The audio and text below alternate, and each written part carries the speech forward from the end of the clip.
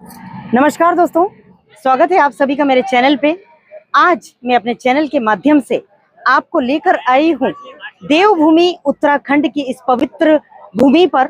और मैं इस वक्त जहाँ खड़ी हूँ वो पवित्र संगम कहा जाता है। यहाँ पर अलकनंदा और भगीरथी का संगम है। कई श्रद्धालु यहाँ पर दूर दूर से आते हैं, स्नान करते हैं, पितरों की मुक्ति की जाती है। तो चलिए आज मैं अपने चैनल के माध्यम से यहाँ के प्रमुख पंडित जी से हम बातचीत करेंगे और अपने इंटरव्यू के दौरान आपको बताएंगे इस संगम का महत्व क्या है, ये कहाँ है।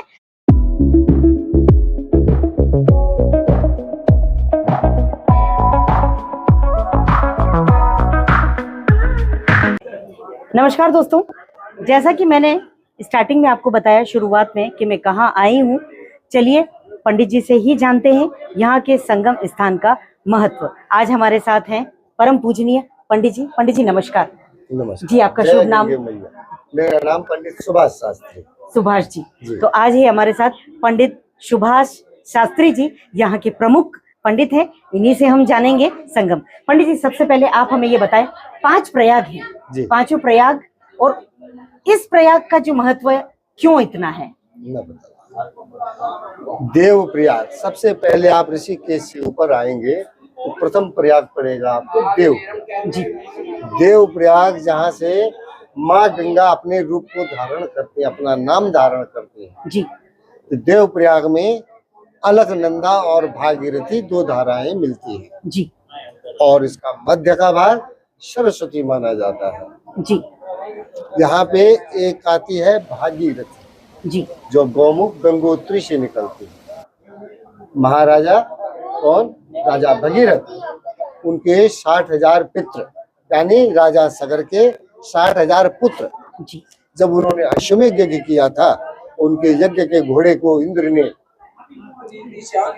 इस डर से छुपा लिया था कि कहीं ये मेरा पद न छीन ले, और घोड़ा छुपा के आपके कपिल मुनि के आश्रम में बांध दिया और अपना गायब हो गए। जब अश्वमेध यज्ञ का घोड़ा गायब होता है तो उसके ढूंढने के लिए पूरी सेना जाती है। तो उनके वो 60,000 पुत्र उस अश्व को ढूंढते हुए आपके पश्चिम बंगाल में वो स्थान है आजकल, कपिल मुनि के आश्रम में पहुंचे और वहां पे उन्होंने अश्व को बंधा देखा।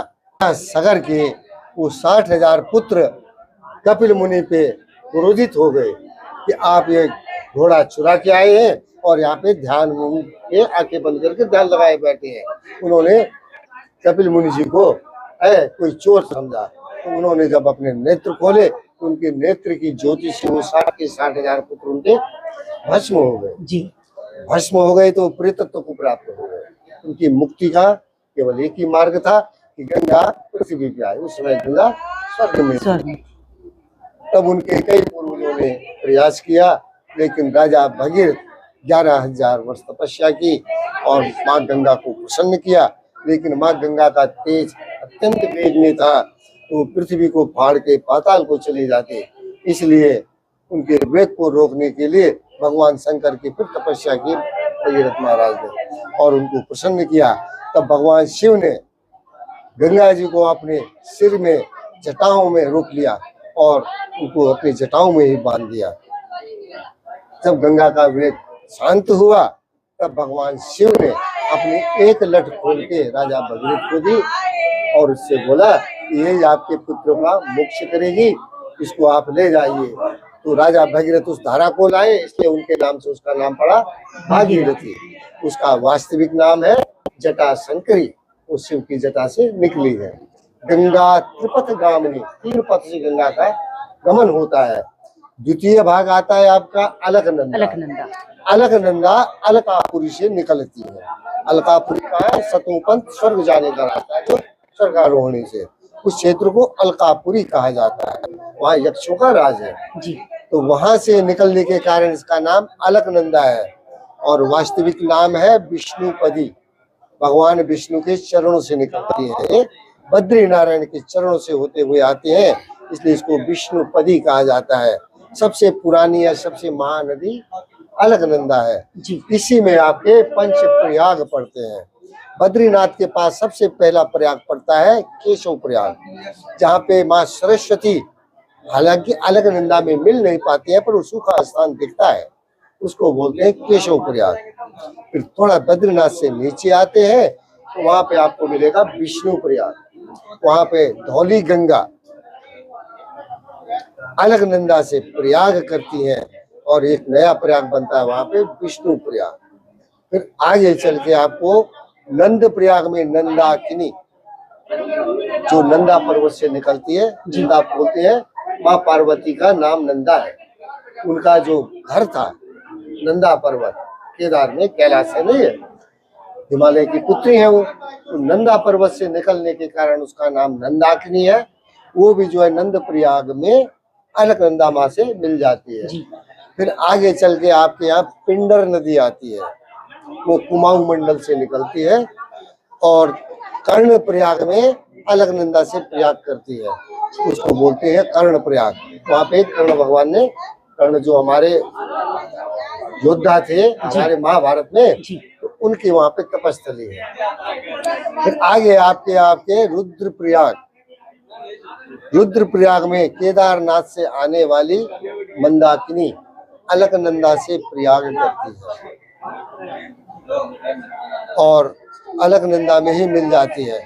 उसका नाम रुद्रप्रयाग है। भगवान रुद्र के यहाँ से जो नदी आ रही है और वहीं पे जो है नारद जी को ज्ञान प्राप्त हुआ था रुद्रप्रयाग, वहाँ पे नारद जी का मंदिर है। जी जी है ना। तो वहाँ से रुद्रप्रयाग में आपका मंदाकिनी भी इसमें मिल जाती है और देवप्रयाग में आके ये महानदियां दोनों अलकनंदा और भागीरथी और इसके मध्य का भाग सरस्वती, क्योंकि सरस्वती जी श्रापित नदी है जी। जब भगवान गणेश जी 18 पुराणों की रचना कर रहे थे और व्यास जी बोलते थे, गणेश जी लिपिबद्ध करते थे, तो उनको सुनाई नहीं देता था सरस्वती जी के शोर के कारण, तो उन्होंने उनको उसी समय श्रापित कर दिया और भूमिगत कर दिया, आप भूमिगत हो जाइए। तो तब से सरस्वती भूमिगत है। प्रत्यक्ष में बड़ा गांव में दिखता है जी जी। और वहीं पे समाप्त भी हो रही है, वो भी दिखता है जी। और उनको साथ में वरदान भी दिया, जहाँ पे गंगा का प्रयाग होगा वहां पे आपका प्रकाट्य माना जाएगा। जैसे देव प्रयाग में अलकनंदा और भागीरथी मिलती है, इसके मध्य का भाग जो है वो ब्रह्मकुंड कहलाता है, तो वहाँ पे सरस्वती का प्रकाट्य माना जाता है। इस प्रकार से ये विष्णुपदी, वो जटा शंकर मध्य में ब्रह्म कमंडली, तीनों के मिलने से अलकनंदा भागीरथी सरस्वती देवप्रयाग में त्रिवेणी संगम बनता है। ऋषिकेश में नाम दिया गया है त्रिवेणी, लेकिन वहाँ पे त्रिवेणी है नहीं, यही गंगा जा रही है वहाँ एकमात्र। जी जी। लेकिन घाट यहीं पे है मेन त्रिवेणी। पंडित जी ऐसा बताया जाता है यहाँ पे पितरों का तर्पण, वही बता रहा हूँ जी। इस क्षेत्र को बोलते हैं सुदर्शन क्षेत्र जी। जिसपे आप बैठे हैं इस पर्वत का नाम है गिद्धांचल पर्वत जी, यानी गरुड़ पर्वत जी। भगवान विष्णु का वाहन। आपके भागीरथी की दूसरी तरफ कौन सा पर्वत है? दशरथांचल, महाराज दशरथ जी के नाम से। और अलकनंदा के उधर जो पर्वत है उसका नाम है नरसिंहांचल। भगवान नरसिंह, जब प्रहलाद, याद है आपको? जी जी। प्रहलाद के लिए उन्होंने अवतार लिया था, हिरण्यकश्यप का वध किया था जी, क्रोध शांत नहीं हुआ था जी, तो वो यही अलकनंदा में डुबकी लगाई थी उन्होंने अपने क्रोध शांति के लिए। श्रीमद् भागवत में भी इसका वर्णन है। यहाँ पे ये सुदर्शन क्षेत्र जो आप 3 पर्वतों के मध्य का और गंगा का मेन क्षेत्र है, इसका प्राचीन नाम कंडुवेणु कड़ी नगरम है। कंडुवेणु बोलते हैं भगवान रंगनाथ स्वामी यानी विष्णु भगवान को। तमिलनाडु के लोग, तमिल भाषा में सबसे ज्यादा ग्रंथ है हमारे जी, प्राचीन ग्रंथ जी। तो उनका ये रंगनाथ स्वामी का कड़ी यानी नाभि को बोलते हैं वो कड़ी, उनका कड़ी नगर नाभि का क्षेत्र है ये देवप्रयाग जी, भगवान का नाभि क्षेत्र। और चरण है उनके गया में और सिर है बद्रीनाथ, जिसे ब्रह्म कपाल बोलते हैं जी जी। ये 3 तीर्थ पितरों के मुख्य तीर्थ है जी। यहाँ पे भगवान राम जब उन्हें ब्रह्म हत्या लगी थी रावण को मारने के बाद, है ना, तो उनका फिर अयोध्या आके राज्याभिषेक हुआ, राज्य किया उन्होंने। फिर कालांतर में आपको ध्यान होगा भगवान राम ने अश्वमेध यज्ञ किया जी, और अश्वमेध यज्ञ वही कर सकता है जो कोई पाप ना हो जिसके शरीर में जी जी। तो उनके कुल गुरु थे वशिष्ठ जी, उन्होंने भगवान राम से कहा पहले आप ये ब्रह्म हत्या का पाप का प्रायश्चित कीजिए, इसका निवारण कीजिए, उसके बाद ही आप अश्वमेध यज्ञ के हकदार है। तब भगवान राम अपने चारों भाइयों सहित उत्तराखंड की यात्रा पे आए। ऋषिकेश में भरत मंदिर तक भरत जी आए, लक्ष्मण झूला तक लक्ष्मण जी आए। वहीं पे जानकी सेतु है, सीता जी आए। और थोड़ा शिवपुरी के आगे आके वशिष्ठ गुहा है, वहां तक वशिष्ठ जी शत्रुघ्न जी वहां पे वास किया। भगवान राम यहाँ आए इस सुदर्शन क्षेत्र में, और यहाँ पे हनुमान शिला है ऊपर, वहां पे उन्होंने 11 वर्ष तपस्या की।